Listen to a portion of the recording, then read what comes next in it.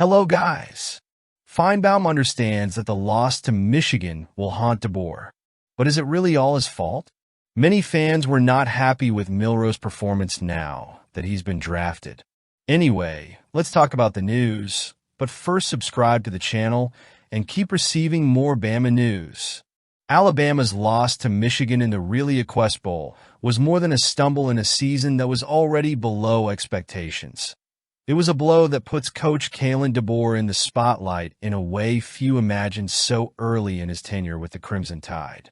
Paul Finebaum didn't mince words when he said that this loss will haunt DeBoer until the start of the 2025 season, especially considering the circumstances. The context was challenging. Without the splendor of a college football playoff berth, Alabama was already dealing with an unfavorable narrative. Facing a Michigan squad weakened by opt-outs meant a win would be downplayed by critics, but it was still crucial to maintaining morale and momentum heading into the offseason. The problem is that the opposite happened. The 19-13 loss, marked by a lackluster offensive performance and 3 turnovers by quarterback Jalen Milrow, left more questions than answers. Finebaum was quick to point out the impact of such an inept defeat. In his analysis, he noted that even though there is no immediate risk to DeBoer's job, the coach enters next season with significant pressure. If Alabama had won, nobody would give it much credit, but you could live off of that. It takes you into the offseason with some momentum, Finebaum said. However, the current scenario is much different. A loss like that, especially the way it happened, puts DeBoer under intense scrutiny. Kalen DeBoer inherited a dynasty that enjoyed years of glory under Nick Saban, and any coach who succeeded him knew he would be held to a nearly impossible standard to surpass. DeBoer's first season was marked by ups and downs, but the playoff miss and postseason loss add to the narrative that Alabama is in an awkward transition. Still, it's premature to call his work an unmitigated failure. Building a winning program takes time, especially when you're at the center of absurdly high expectations. The question now is how DeBoer and his staff will respond to this adversity. The Crimson Tide remain one of the most respected programs in college football, but there's a sense of urgency to show that 2024 was just a hiccup and not the beginning of a decline. There's also the challenge of developing Milrow, who has shown flashes of potential but needs to be more consistent to lead the team reliably. Finebaum's comment reflects a sentiment shared by fans and analysts alike. Alabama is no stranger to failure, and any sign of vulnerability is magnified. But it's important to remember that in a sport as competitive as this, even giants like Alabama face rebuilding cycles. DeBoer isn't on the hot seat in the traditional sense, but he knows his every move will be scrutinized. The loss to Michigan was a reminder that the job in Tuscaloosa is far from simple. DeBoer will have to prove that he is not only the strategic talent, but also the emotional resilience to turn that narrative around. As the offseason progresses, Alabama is expected to come back stronger, but the shadow of this Really Quest Bowl result will be hard to ignore. The pressure is on, but as always in college football, the answers will be on the field. Let's get going.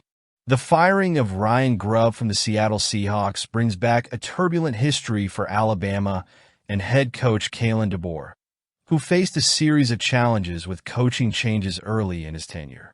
Grubb's whirlwind stint with the Crimson Tide, cut short by a few weeks to take the Seahawks job, exemplifies the instability the team has faced during the post-Nick Saban transition. Now, with Grubb out of a job, the decision he made then and its consequences for Alabama feels even more significant. Grubb's departure in February 2023 left the Crimson Tide in a delicate position, forcing quick adjustments at a crucial time in their preparations. DeBoer, already under pressure to succeed the legendary Saban, had to navigate an off-season full of changes. He promoted Nick Sheridan, originally hired as tight ends coach, to offensive coordinator, while bringing in Brian Ellis to fill the void left by Sheridan. These changes, while necessary, have raised questions about the program's continuity and stability. Grubb's decision to leave Alabama for Seattle seemed, at first glance, like an opportunity to move up in the NFL. However, his firing just months after taking the Seahawks job raises questions about the impact his brief stint had on both his career and the Crimson Tide. For DeBoer, it was an additional complication in a rookie year already filled with nearly untenable expectations. Grubb's departure also resulted in the loss of another key member of the Washington staff, Scott Huff, who left for Seattle, requiring yet another replacement on a critical offensive line.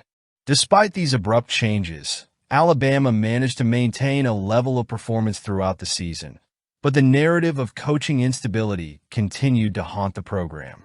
This became even more evident after the ReliaQuest Bowl loss, with critics pointing to the challenges of creating a clear offensive identity. Sheridan, while competent, took on a monumental responsibility under less-than-ideal circumstances, and a leadership transition on offense certainly had an impact on the results. Grubb's departure is a reminder of how the volatility of turnover in college football and the NFL can have lasting repercussions. For Alabama, it feels like external decisions can profoundly affect internal planning. For Grubb, his firing in Seattle puts his career at a crossroads, making the decision to leave the Crimson Tide so quickly questionable. Kalen DeBoer, meanwhile, continues to solidify his own vision for Alabama. No easy feat when there are so many moving pieces. Still, DeBoer's work to stabilize the coaching staff amid rapid change shows resilience, an essential quality for a coach at the helm of one of college football's most iconic programs. With the offseason underway, the focus now will be on ensuring that the lessons learned in 2024 help build a stronger foundation for 2025 and beyond. If there is one thing that Alabama has demonstrated throughout its history, it is the ability to adapt, but it has not been easy. Justin Okoronkwo's departure from the Alabama football program was a blow to everyone. And a strange one, actually. The patience of both players and fans is being tested like never before, and the transfer portal has made his long-term development a constant uncertainty. Okoronkwo arrived in Tuscaloosa as a little-known prospect, a youngster from Germany who caught Alabama's attention. Although he was only a three-star recruit, he quickly became a name of interest, with reports from practices indicating a bright future. Once upon a time, Okoronkwo would have been a player who, with hard work and patience, would earn his way into a prominent role. However, college football has changed. Players like him now face immense pressure to seek immediate playing time. Regardless of the long-term potential they might develop at an elite program like Alabama. Of course, the circumstances surrounding Okoronkwo haven't helped. For Okoronkwo, there would be a lot of competition on the team, and he probably wouldn't want to continue that way. For Alabama fans, his decision smacks of the impatience that has become commonplace in the modern era of college football. The current system, which makes it easy to transfer players after just one season, is taking away one of the true joys for fans. Watching a promising player develop and see him shine when the time is right. Okoronkwo's departure doesn't have a profound impact on the Crimson Tide's immediate structure, but it does represent an emotional loss for those who had placed their hopes in his future with the team. While it's understandable that a young player would want to explore opportunities in search of more minutes on the field, that rush often results in decisions that don't maximize his long-term potential. Okoronkwo was at a program that historically develops players into stars. He could have a big opportunity in 2026, but Okoronkwo's situation also highlights the negative impact of the transfer portal on fan engagement. The current model, which resembles unlimited free agency, makes it difficult for fans to connect with players and build expectations for the future. Promising players can depart before they have a chance to make a significant impact. Okoronkwo's departure is a painful reminder of this new dynamic, which weakens the emotional bond between programs and their fans. For Kalen DeBoer, this is another opportunity to show that he can keep the Crimson Tide competitive in a changing environment by bringing in new recruits. For Okoronkwo, the future is uncertain, but his departure is a chapter that leaves behind both opportunities and disappointments. For fans, the loss of a talented young man like him is a reminder that college football has changed. Either way, good luck to the guy. Former Alabama wide receiver and once high-profile college football prospect Jojo Hall is embarking on a new chapter in his career by committing to Sacramento State. His decision marks a fresh start in a career that has been marked by challenges on and off the field. Hall arrived at Alabama with high expectations. As one of the top talents in his high school class, he was seen as a playmaker capable of shining under Nick Saban. However, his time with the Crimson Tide was brief and inconsistent. In 7 games as a freshman, Hall recorded just 4 receptions for 72 yards. While he showed flashes of potential, his early exit to the transfer portal signaled that he had yet to find his footing within the program. Hall's next move took him to Texas, where he sought a fresh start. However, the same pattern of struggles persisted. He managed just 1 reception in his lone season with the Longhorns, and off-field issues once again overshadowed his ability to contribute on the field. After another disappointing season, Hall was back in the portal, leaving his college career in a state of uncertainty. The year 2023 marked a turning point. Without finding a new program and facing legal challenges in 2024, Hall's football future looked increasingly uncertain. But as history often teaches, sports have a way of offering second chances.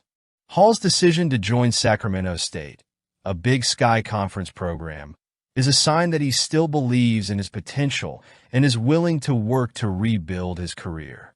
For Sacramento State, adding Hall is a gamble on raw talent.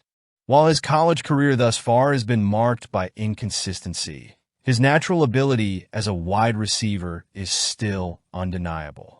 In a smaller and perhaps more supportive environment, Hall may finally find the balance needed to develop his game and establish himself as a key contributor for the Hornets. Consistency, focus, and a supportive environment are equally essential. Sacramento State could be the ideal setting for Hall to rewrite his story, away from the immense pressure that comes with programs like Alabama and Texas. Now, the challenge for Hall will be to seize this opportunity and show that the setbacks he has faced have made him stronger. He is not the first, and certainly not the last, player to face hardships along the way, but his return to football is a testament to resilience and hope. For fans of the sport, watching this next chapter will be fascinating. Hall still has the potential to be a role model for turning things around and overcoming obstacles, but it will all depend on his ability to learn from the past and embrace the opportunity with his new team. Good luck to the guy. I want to hear your thoughts now. Comment below.